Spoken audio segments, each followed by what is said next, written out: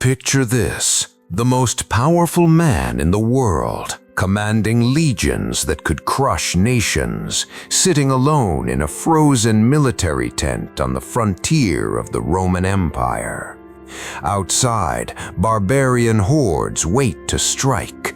Inside, by candlelight, he writes not about conquest or glory, but about controlling his own mind. Marcus Aurelius wasn't just an emperor, he was a warrior philosopher who faced plague, betrayal, endless war, and the weight of an empire on his shoulders. Yet he remained unbroken. His secret weapon? A battle manual he wrote for himself, what we now call Meditations. This isn't some dusty philosophy book. This is a combat guide for the mind, forged in actual war, written by a man who had everything to lose. And today, you're going to learn the tactics that kept the most powerful man in Rome from being destroyed by power itself. By the end of this video, you'll understand why Marcus Aurelius is the ultimate mental Spartan and how his battlefield wisdom can help you conquer the chaos of modern life. Let's begin. Part 1. The Making of a Warrior Philosopher. Marcus Aurelius wasn't born into battle. He was born into privilege, adopted by Emperor Antoninus Pius, groomed for power from childhood. But privilege didn't make him soft. It made him aware of how dangerous comfort can be. From age 11, he trained in Stoic philosophy under the greatest minds of Rome.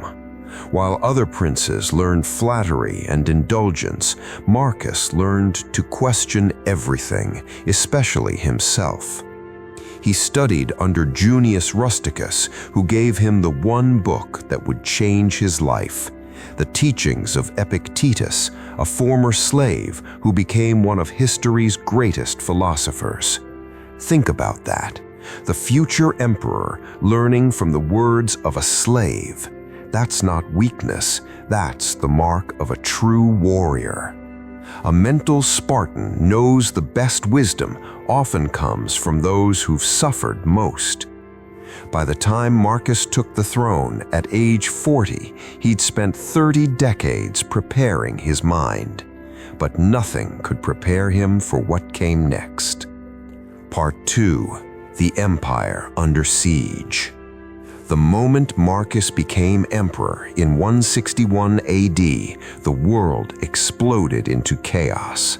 The Parthian Empire invaded the east, Germanic tribes massed on the northern borders. Then came the Antonine Plague, a pandemic that killed millions, possibly brought back from returning soldiers.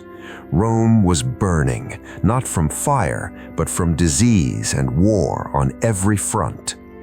Most leaders would have crumbled. Marcus didn't even flinch.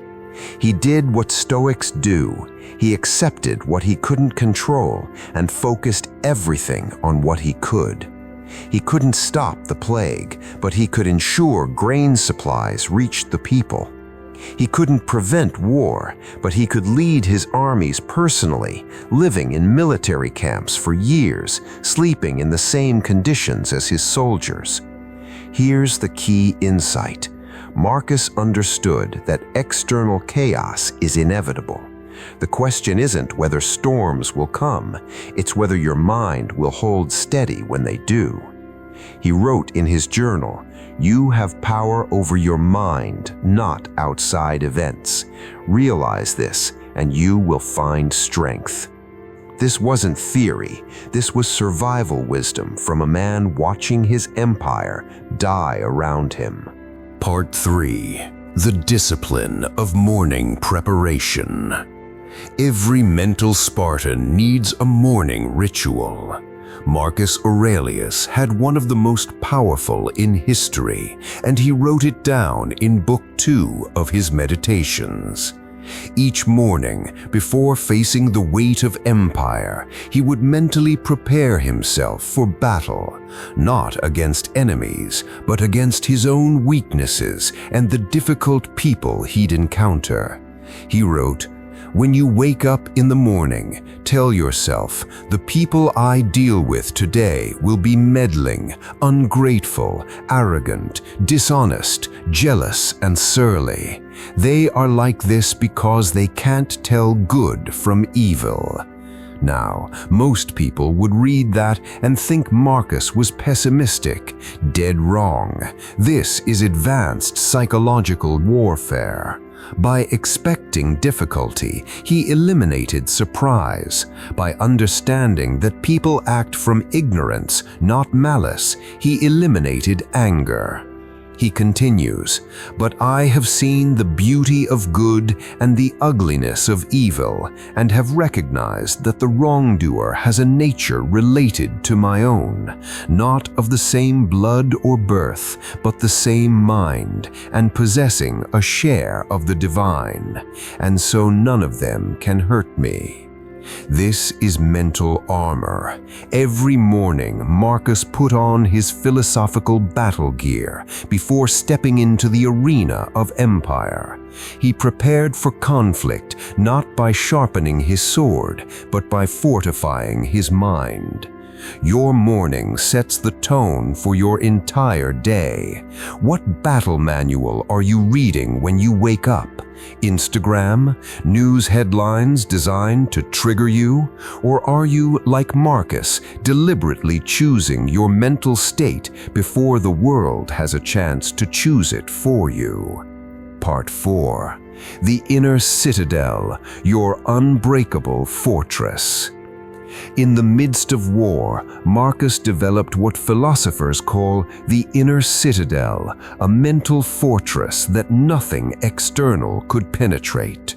He wrote, "Nowhere can man find a quieter and more untroubled retreat than in his own soul. Constantly give yourself this retreat and renew yourself." Understand what he's saying. You carry your own sanctuary within you, always, no matter what's happening outside, whether barbarians are at the gates or your empire is collapsing. There's a place inside your mind that remains untouchable if you choose to protect it. But here's what most people miss. The inner citadel isn't something you automatically have. It's something you build through daily practice. Marcus built his through journaling, through meditation, through constantly examining his thoughts and reactions. He had a practice called view from above, mentally zooming out from his immediate problems to see them from a cosmic perspective. An angry senator, a grain of sand in the desert of time. A military setback, one ripple in an infinite ocean. Even his own death, just another natural process like leaves falling from trees. This isn't about not caring, it's about not being controlled. There's a massive difference. When you build your inner citadel, you become what Stoics call invincible, not because nothing can hurt your body, but because nothing can disturb your fundamental peace without your permission. Part 5. The Art of Amor Fati, Loving Your Fate. Here's where Marcus goes full warrior mode with his philosophy. Amor Fati, loving your fate, whatever it is. Most people tolerate their circumstances. Some accept them reluctantly. Marcus, he loved his obstacles. He saw them as fuel. He wrote, "The impediment to action advances action. What stands in the way becomes the way." Read that again. This single line contains enough power to transform your entire life. Marcus didn't just endure the plague, the wars, the betrayals, the thankless work of empire. He recognized that these difficulties were precisely what made him great. Without them, he'd be another pampered aristocrat forgotten by history. He wrote, "When you face obstacles, remember, the fire rises upward from what would smother a lesser flame. Bad fortune is fuel for the wise." This is the ultimate mental Spartan mindset. You don't just survive hardship, you metabolize it into strength. Every challenge is training. Every setback is strategy revealed. Every failure is intelligence gathered. Think about your current struggles. What if, instead of resisting them, you asked, "How is this making me stronger? What is this teaching me? How am I being forged in this fire?" Marcus faced unimaginable pressure: a dying empire, a pandemic, constant war, a son, Commodus, who would become one of Rome's worst emperors, betrayal by his closest advisors. By all conventional measures, his reign was marked by tragedy. Yet he never broke. Why? Because he loved his fate. He understood that these were his challenges to face, his role to play in the cosmic order, and he chose to play it with excellence. That's Amor Fati. That's the warrior's path. Part 6. The Dichotomy of Control, the ultimate battle strategy. Now we come to the core operating system of Stoic philosophy, the principle that Marcus returned to again and again, the dichotomy of control. This is brutally simple. There are things you control and things you don't. Wisdom is knowing the difference. Strength is acting accordingly. Marcus wrote, "You have control over your opinion, your impulse, your desire, your aversion. You do not have control over your body, your property, your reputation, your office."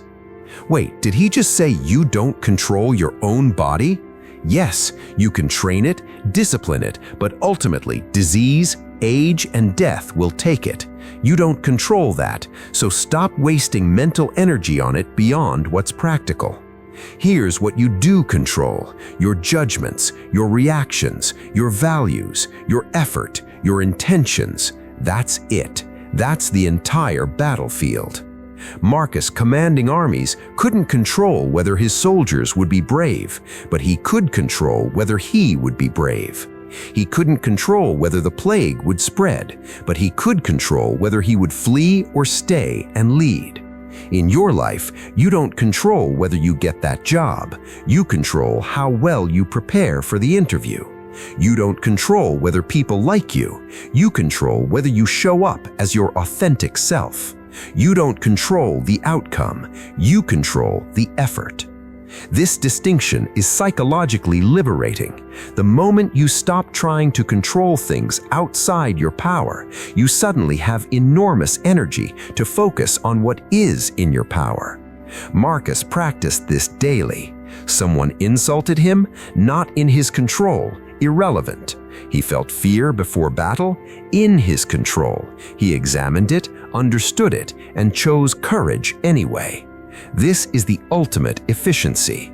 Don't fight unwinnable battles. Focus all your force on the one territory you can actually defend, your own mind. Part 7. Death as the ultimate advisor. Marcus Aurelius thought about death constantly, not morbidly, strategically. He wrote, "You could leave life right now. Let that determine what you do and say and think." He kept death as his closest advisor because it clarified everything. What matters when you remember you could die today? What's worth getting angry about? What's worth your precious time and energy? The Stoics called this practice Memento Mori. Remember you must die.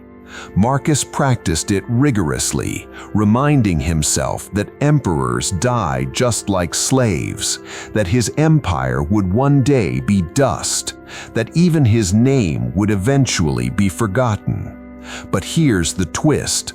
This didn't make him depressed. It made him fully alive. When you remember that your time is finite, you stop wasting it on trivial bullshit. You stop postponing joy, courage, and meaningful action. You stop living in resentment about the past or anxiety about the future. You show up now because now is literally all you have. Marcus wrote, "Think of yourself as dead. You have lived your life. Now take what's left and live it properly." Every day was bonus time to him. Every sunrise was unexpected grace. This mindset made him fearless, not because he didn't value life, but because he'd already made peace with its inevitable end. Modern warriors forget this. We act as if we have infinite time. We postpone the hard conversations, the big risks, the meaningful work. We save our best effort for someday. Marcus would say, someday is today. This moment is all that's real. Death is coming. Use it to fuel to live fully right now. Part 8. The practice of voluntary discomfort. Marcus didn't just philosophize about hardship, he deliberately practiced it. Despite being emperor, he slept on the ground in military camps. He fasted regularly. He wore simple clothing. He exposed himself to cold and discomfort purposefully. Why? Because he understood what every warrior knows. If you only experience comfort, comfort becomes your master. The moment conditions get hard, you collapse. He wrote, "It's time you realized that you have something in you more powerful and miraculous than the things that affect you and make you dance like a puppet." Voluntary discomfort is mental vaccination. You expose yourself to controlled doses of hardship so that when involuntary hardship comes, and it will, your system recognizes it and stays strong. This is ancient wisdom that modern science has confirmed. Cold exposure, intermittent fasting, challenging workouts, these aren't punishment, they're training. They teach your nervous system, I can handle difficulty. I don't break under pressure. Marcus practiced negative visualization too, imagining losing everything he had, his empire, his family, his life, not to torture himself, but to prepare his mind and appreciate what he still possessed. Ask yourself, what voluntary discomfort are you practicing? Or are you so addicted to comfort that the smallest inconvenience derails you? The mental Spartan embraces discomfort as a training partner, because when real hardship comes, and it always does, you'll be ready. Part 9. The discipline of perception. Here's a truth that will change how you experience reality. Nothing is inherently good or bad. Your perception makes it so. Marcus obsessed over this insight. He wrote, "If you're distressed by anything external, the pain is not due to the thing itself, but to your estimate of it, and this you have the power to revoke at any moment." This is the most practical form of power available to humans. You can't control what happens, but you can control what it means. Someone betrays you. That's just a fact. Neurons firing, actions taken. The suffering comes from your interpretation. This is terrible. I'm a victim. Life is unfair. But you could also interpret it as, this reveals their character, protects me from future harm, and teaches me to be more discerning.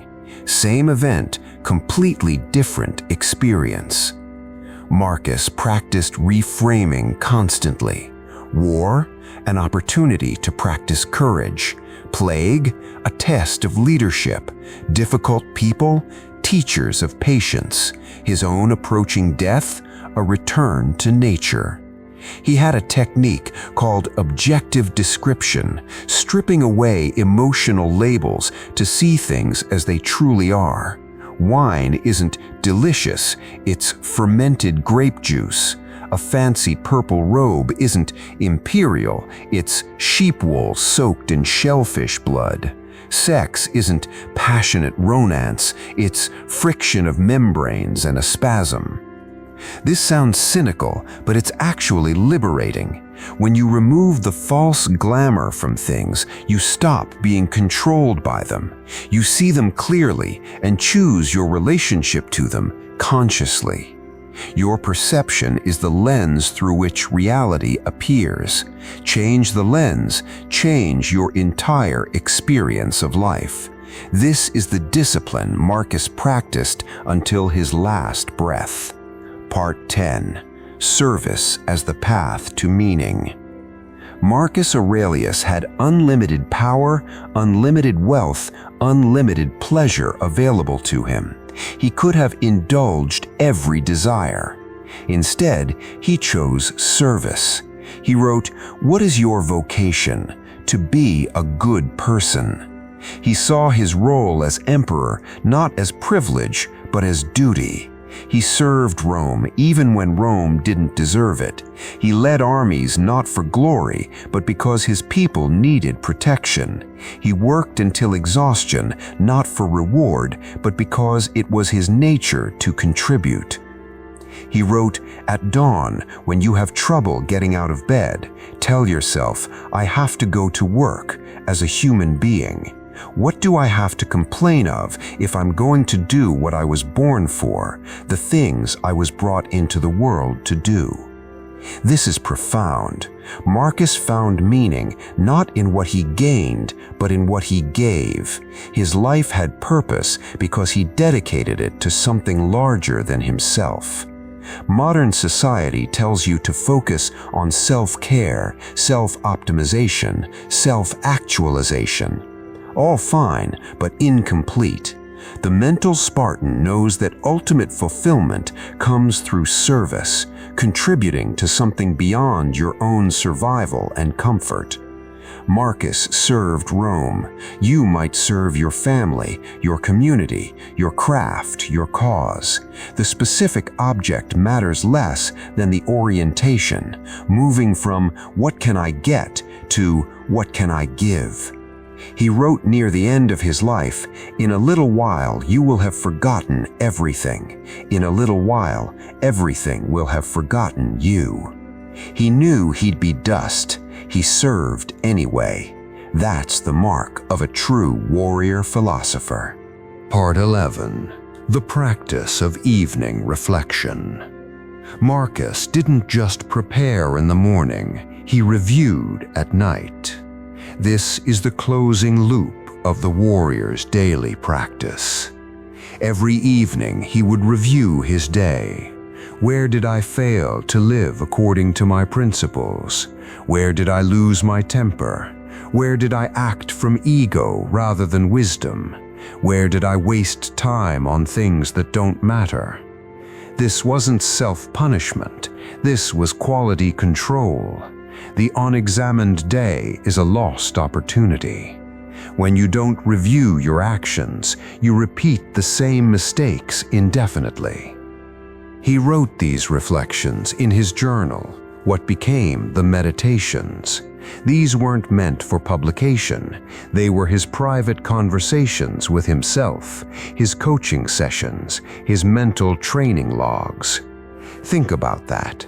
The most powerful man in Rome took time every night to hold himself accountable to his own standards, not to impress anyone, not for recognition, for growth. This is the discipline that separates casual interest from transformation. Anyone can consume philosophy. The warrior philosopher practices it, measures progress, and adjusts course daily. Your evening reflection doesn't need to be elaborate. Just ask, did I live according to my values today? Where did I succeed? Where did I fail? What will I do differently tomorrow? 10 minutes of honest reflection has more transformative power than hours of reading or watching videos. Marcus proved this over decades of practice. Part 12. The Final Lesson. Legacy Beyond Monuments. Marcus Aurelius died on March 17, 180 AD, likely from plague or natural causes, in a military camp on the northern frontier. He was still working, still serving, still fighting until the end. He left behind no magnificent buildings, no great military conquests that lasted, no reformed empire. His son Commodus would undo much of his work within years. But he left something far more powerful, a battle manual for the mind that has survived 2,000 years and will survive 2,000 more. The Meditations wasn't discovered for centuries after his death. Marcus didn't even think anyone would read it.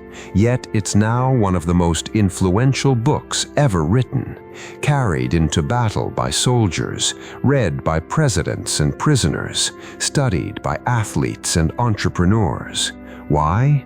Because it's true, because it works, because the principles Marcus forged in real hardship, under real pressure, are universal and timeless. Here's the final lesson.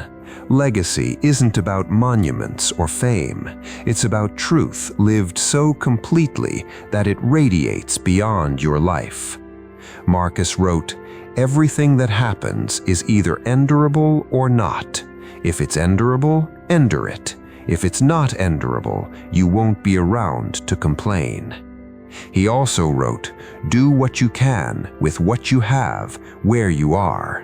And perhaps most importantly, waste no more time arguing what a good person should be. Be one. Conclusion: your battle manual. So here's what we've learned from Marcus Aurelius, the philosopher king. Prepare your mind daily. Morning rituals matter. Build your inner citadel. Create an unshakable core. Love your fate. Obstacles are fuel. Master the dichotomy of control. Focus only on what you control. Keep death as your advisor. It clarifies everything. Practice voluntary discomfort. Build mental resilience. Discipline your perception. Reality is what you make of it. Serve something larger. Find meaning in contribution. Reflect each evening. Course correct daily. Leave truth, not monuments. Live principles that outlast you. Marcus Aurelius didn't just philosophize about being a mental Spartan. He lived it under the most extreme pressure imaginable, and won, not because his circumstances were easy, but because his mind was unbreakable. The battles you face are different, but the principles are identical. You have the same choice Marcus had. Will you be controlled by circumstances, or will you control your response to them? Will you build your inner citadel, or will you remain vulnerable to every shift in fortune?